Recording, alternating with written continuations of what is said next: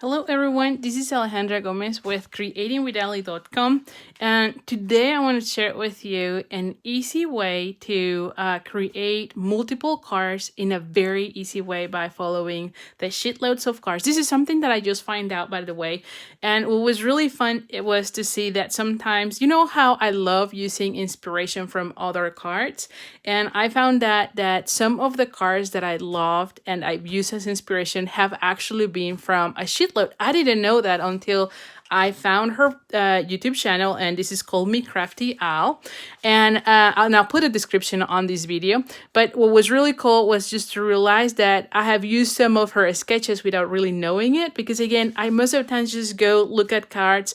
I love using sketches. The layout is something that I definitely love to use, and I just realized, or I found out, that some of the layouts that I have loved have actually come from the Call Me Crafty Out without even knowing it. So I thought that was pretty cool. So anyway, Alicia is supplying a cutting list or a PDF that has a cutting instruction, and you're gonna see here how she laid it out for you.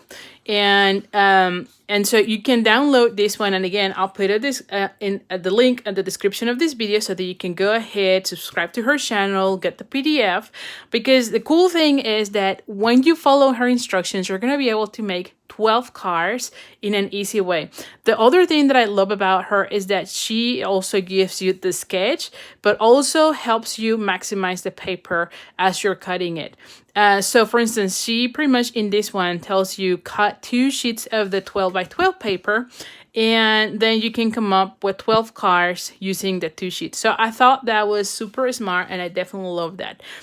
So anyway, so for this one, I decided to use the Peony Garden. Is that the name? I believe so. The Peony Garden Designer Series paper, which is this one. And I just went ahead and took 2 of these papers. Now, if you've not seen the collection, let me just show it to you real quick. This is the one that makes those beautiful peonies and have that stamp set that goes really beautiful.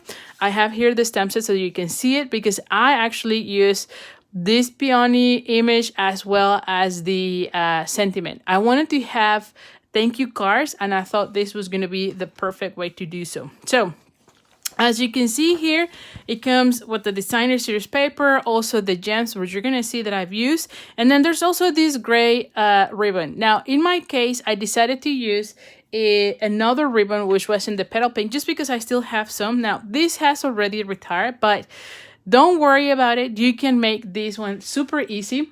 We still have, for a very short amount of time, because it's retiring, the metallic edge ribbon, which you can color with your stamping blends or with your alcohol markers. And we do have the petal pink. So if you want to get the exact ribbon, you can still do it. Now, this one is the silver, but we also have it in the gold. And a link to in the description to all of these items. And I'll link both of them, the silver and the gold, in case you want to have it. Because this one has kind of like the gold.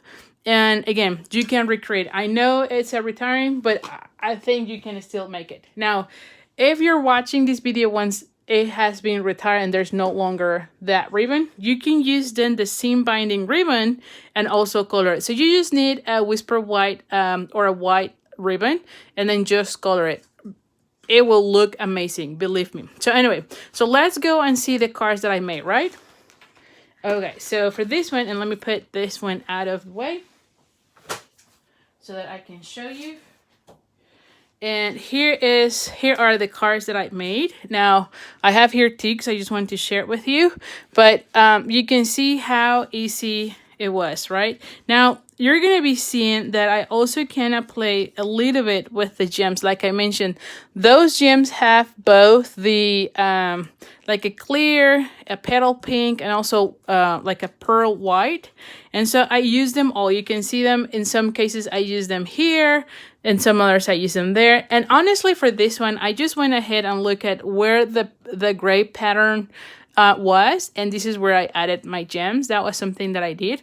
The other thing is that circle that Alicia put on her sketch, I changed it, or not change it, but I use a different type of die, and this one is from the painted label. So this is the one that coordinates with the Poppy Sweet from Stampin' Up, and this one is called Painted Labels.